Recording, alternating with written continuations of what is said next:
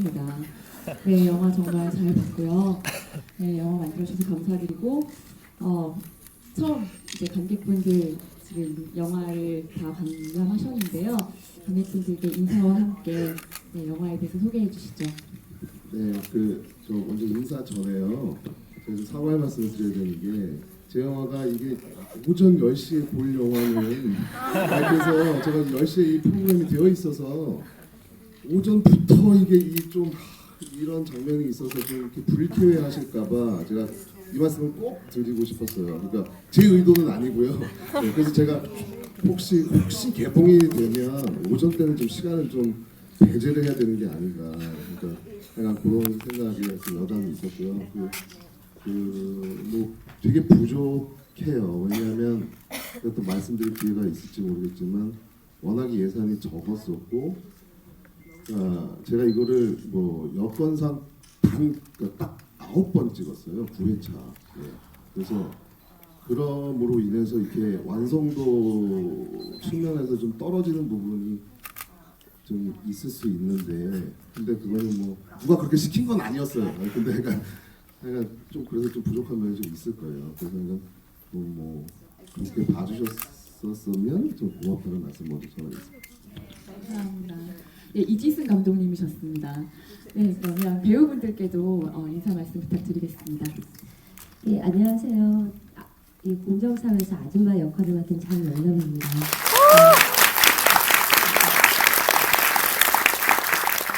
이렇게 이른 시간 저희 영화 보러 와주신 우리 관객분들에게 진심으로 감사드리겠습니다.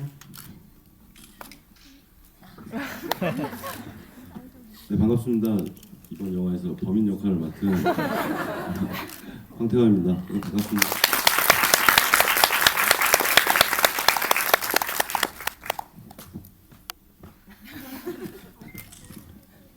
네, 안녕하세요. 다정한 남편 역할을 맡은 배성우입니다. 네, 감사합니다. 네, 짧게 이제 인사를 나누셨는데요. 또 이제 관객분들 질문해 주시면 네, 더 깊은 대화를 나눌 수도 있을 것 같습니다. 네, 그럼 바로 질문을 받아볼게요. 질문 있으신 분은 손을 들어서 표해 주시면 저희가 마이크를 드리도록 하겠습니다. 저기 제일 먼저 손을 드셔서 네. 질문하시기 전에 제가 저 포스터를 좀 가져왔는데 질문하시는 분들께 포스터 드린다고. 네. 좋은 질문 많이 부탁드리겠습니다. 네, 우선 영화를 굉장히 잘 봤다는 말보다 되게 먹먹했던 영화였던 것 같은데요. 그 대한민국에 현재 그 일어나고 있는 그 아까도 말씀해 주셨지만 뭐 성문제라든지 그 성폭행범한테 이루어지는 그런 법들을 잘 대변해 주신 것 같은데요. 그 이제 공정사회 보시면 그 이야기를 순차적으로 진행해 나가지 않고 그 똑같은 씬이라든지 그 내용들을 그 중간에 계속해서 두세 번씩 반복했던 그런 이제 씬들이 있었는데 그렇게 연출하신 특별한 의도가 있는지 네, 굉장히 궁금합니다. 장명호 씨 팬이에요. 감사합니다. 질문에 답을 드릴게요. 그러니까 제가 그 시나리오 때부터 이렇게 찍으려고 시나리오도 이런 식으로 구성이 되어 있고요.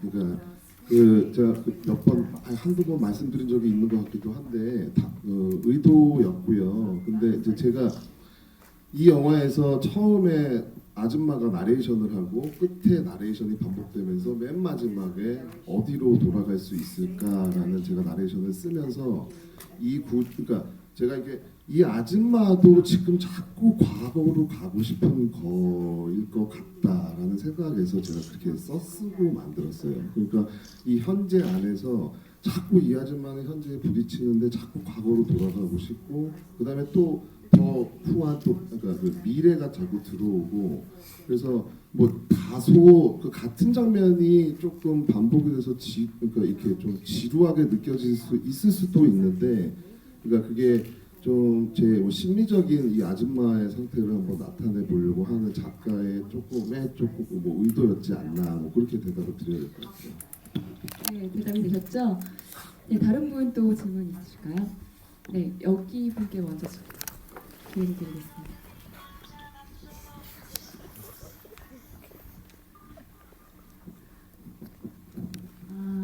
저는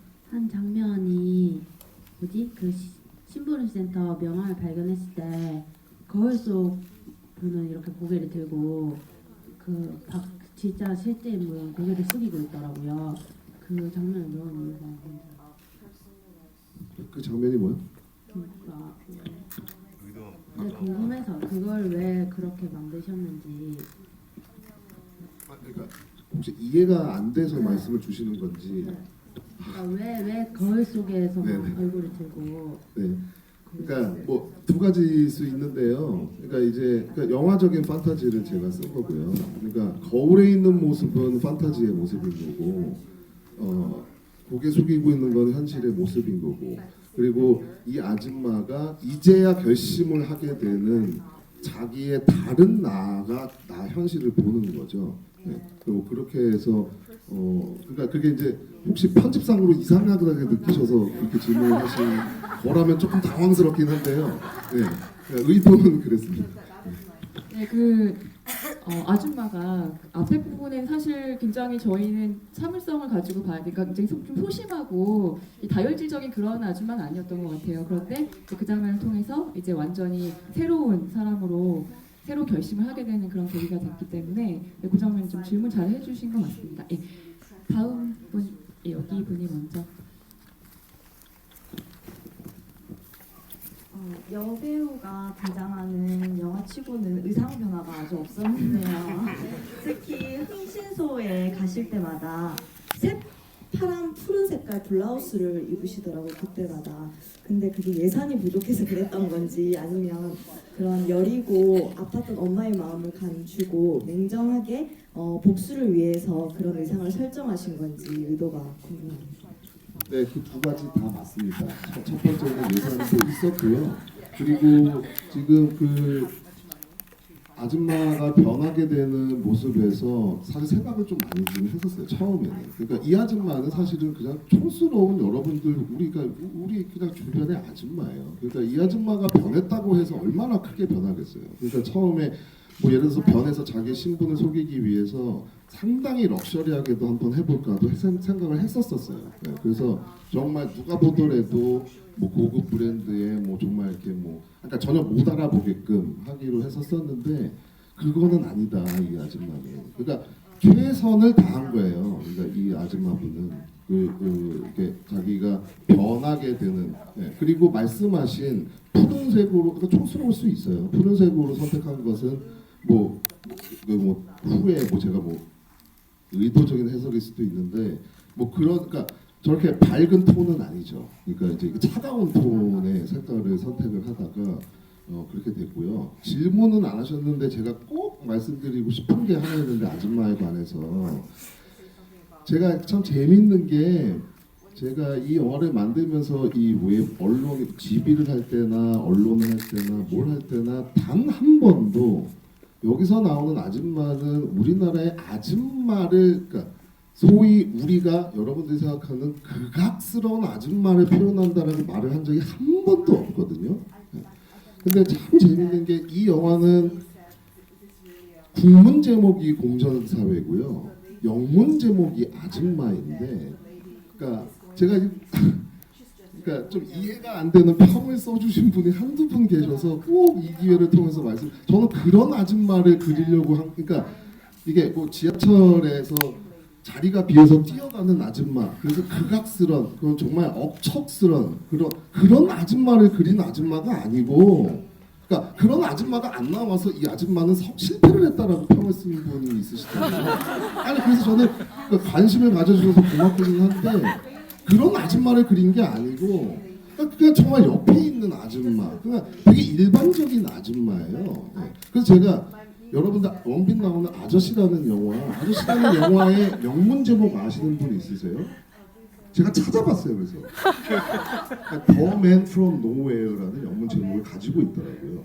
근데 아저씨라는 영화에서 그럼 우리나라의 아저씨가 그럼 어떤 아저씨인지 그러니까 저는 그게 좀 당황스러워서 그러니까 이거는 영문 제목이 아줌마인데 왜 그러니까 공정사회를 제목을 가지고 공정사회가 이상했다 그럼 제가 얼마든지 제가 그 비판을 받아들일 수 있는데 그러니까 제가 그래서 아줌마라는 왜 영문 제목을 썼냐라는 질문에 이렇게 대답한 적이 있어요. 그러니까 봉준호 감독님의 마더라는 영화가 전 세계적인 의미의 이 모성의 끝을 얘기를 했다라면 저는 이 아줌마라는 고유명사, 우리나라가 가지고 있는 고유명사인 아줌마, 그러니까 전 세계적인 의미의 아줌마의 모성의 끝을 보여주고 싶었어요. 그래서 이 외국 사람들이 한국의 아줌마가 아까 말씀드린 지하철에서 이렇게 자리 뺏고 그러나 그게 아니고, 그러니까 그 정말 우리나라에서 그냥 흔하게 편하게 불려지는 아줌마라는 사람의 모성을 보여주고 싶었다라고 라는 말씀을 드립니다. 제가 말이 너무 길어졌는데 정말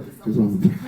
아닙니다. 좀 흥분하셨지만 네, 꼭 이렇게 좀 해명을 해주실 필요가 있었던 것 같아요. 그러니까 얼마나 지금 지적하신 대로 아줌마라는 단어 자체가 굉장히 우리나라에서 왜곡돼 있다라는 거죠. 네, 일반적으로. 네, 감사드리고요. 배우분들께도 좀 질문해 주셨으면 좋겠어요. 저 너무 좋아하는 또 배우분들 나와 계신데요.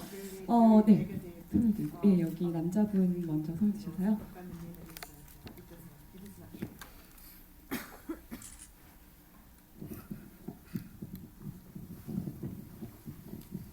예, 저는 그럼 배우분께 질문 드리겠는데요. 그 범인 역할 맡으신 분, 배우님 성명인데 황태강. 황태원 배우님께 질문 드리겠습니다. 죄송합니다. 제가 이름 몰라서. 그 캐릭터들이 제가 이 영화에서 본 캐릭터들이 하나같이 쉬운 캐릭터가 한 명도 없었다는 생각이 들거든요. 특히나 가장 힘든 캐릭터가 아마 범인의 캐릭터가 아니었나라는 생각을 합니다. 어떤 캐릭터를 맡으시든지 연기하시든지 분명히 나름의 정당성이 있어야 된다고 저는 알고 있거든요.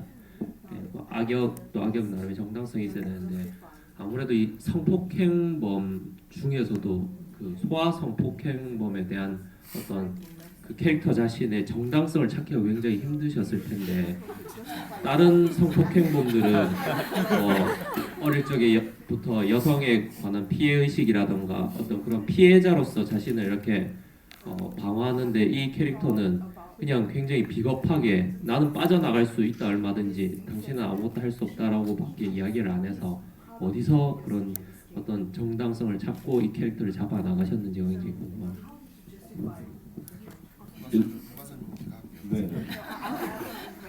네, 질문 감사합니다. 하여튼 처음에 이 작품을 접했을 때도 뭔가 연기를 하는 사람들이 뭔가 상상을 해낼 수 있고 내가 가진 것 안에서 꺼내서 쓸 수 있는 것 중에 하나를 뭐 극대화시킨다던가 내 상상력을, 내 경험을 뭐 이렇게 첨삭해서 하는데 전혀 없는 부분이에요. 제가 굳이 할 정도의 그래서 캐릭터를 잡을 때 그렇게 생각했어요. 일단 모든 그 정당성이라는 거는 성폭행범에 대한 정당성이라는 거는 있을 수가 없는 건데 소아든 뭐 성인이든 간에 그거 자체가 있을 수가 없잖아요. 그래서 그냥 뭔가 흠이 있는 사람이라 뭔가 흠이 있는 사람 그러니까 뭔가 약한 부분이 있어서 여러 그 성폭행범들이 보여줬던 그런 연기들 중에 뭐 정신적이라든가 아니면 신체적으로라든가 뭔가 이렇게 되게 약한 부분이 있잖아요. 그것들을 이제 채워가는 내가 여자를 만났는데 이 여자와 정상적인 관계를 못하니까 안 되니까 숨어있다 해갖고 나쁜 짓을 하고 그것마저도 안 되니까 그런 게 아닌가. 그래서 그 당시에는 살도 좀 일부러 많이 찌웠고 좀 나태하고 게으르고 그 다음에 제가 저번 지구이 때 쓴 표현인데 왜 뱀들은 또아리를 잘 틀고 있다가 먹잇감이 오면 굉장히 날렵하게 잡아먹잖아요. 근데 저는 좀 이렇게 살찐 뱀처럼 되게 뚱뚱한 뱀 있잖아요. 너무 느린 거야. 그래서 되게 약하고 남들은 잘 안 쓰는 건데 그거를 이렇게 하는 그런 걸 좀 표현하려고 좀 등치도 좀 크게 보이게 뭐 이런 것들은 좀 신경 써서 그렇게 좀 표현해냈던 것 같습니다. 대답이 되셨는지. 네. 네, 결국에는 뭐 인간은 다 똑같이 태어나는데 그런 사람